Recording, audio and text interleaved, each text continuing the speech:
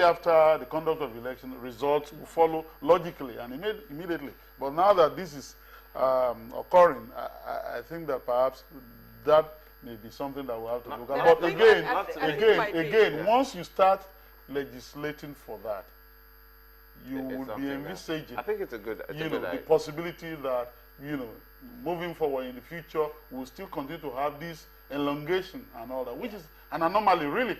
Professor, which is an aberration. A question for Professor. Sorry, before you ask. Okay. Yeah, I just wanted to say, I think it will be easier to legislate the period of announcement than to make any legislations concerning post-election campaign. Because if the result had been announced on Saturday night, these guys will not have the opportunity to flex their muscles in a way that I feel will soon become some of the ingredients for post-election crisis. Not to draw then your question to the United States, but since you teach there, does that happen?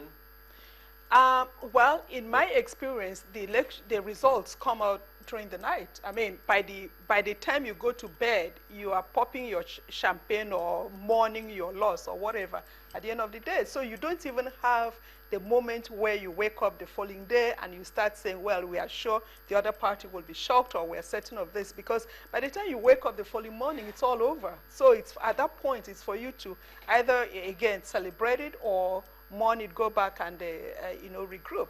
So in my experience of living there in the last 12, 14 years, and going through the many elections since then, I have not seen this kind. Even in 2000, with the crisis in Florida and all of that, even then, by the time everybody went to bed that night, there was an idea of what was going on, who had won and who had lost. And then Florida came up after a concession had been made. Florida came up, and then there was that that period of litigation. But even then, people knew who had won in all the other states. So it was just Florida that was hanging in more ways than one. So that cannot happen there. Is that another argument for electronic voting? Because that's the only way definitely. Now to plug that, plug that hole. Yes, but as you know, for now, the Electoral Act prohibits electronic voting. Section 52, subsection 2 of the Electoral Act. But still on this point, can it be amended? Still on this point, do you know what the history was of putting that clause into the Constitution? Yeah, why did Nigerians feel, the people who were writing our Constitution, that we needed that clause? I don't understand it. I like you're correcting immediately in the middle of your sentence. Why did Nigerians feel then? The people who wrote that. Nigerians always want the best for themselves. But the representatives felt that we weren't matured for electronic voting. Or they were not matured for it.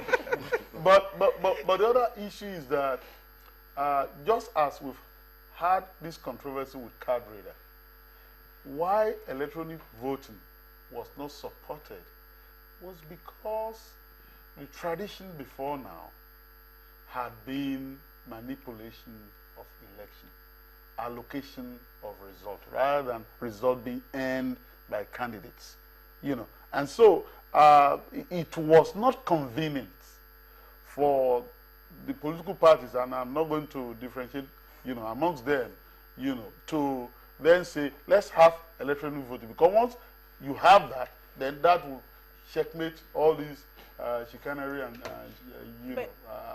manipulation of the electoral process. Still on the point I was making earlier, we need to stress this point. When you allow matters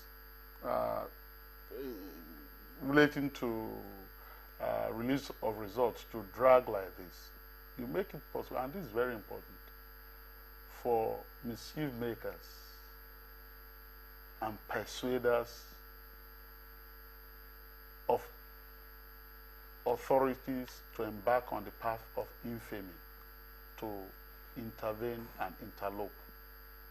Yes, it is dangerous. So, because you see, you don't want a situation whereby, yes, ultimate responsibility lies with certain people. We're talking about the INEC chairman, who is the returning officer. Now, we talked about the president, because although the president was a candidate in this election, he's still the president of Nigeria, and he's the incumbent. So if he were to lose this election, we don't know as of now, he will be the person to hand over. This has never occurred in the history of our country. So it is very important that you don't allow elections to resort to drag like this and allow people to then say, no, we can't accept this, and so on and so forth. So for the future, we will need to have a situation whereby immediately after an election is conducted, results are released. Now, Mr. Ogunye, you're the lawyer here. The extension of the time of announcing the results beyond the stipulated 48 hours, doesn't it somehow create some legal loophole to be exploited, especially when it comes to the issue of post-election result litigation? Don't you think the extension of this time of announcing results would create some loophole somewhere? You know, we're talking about the national election now.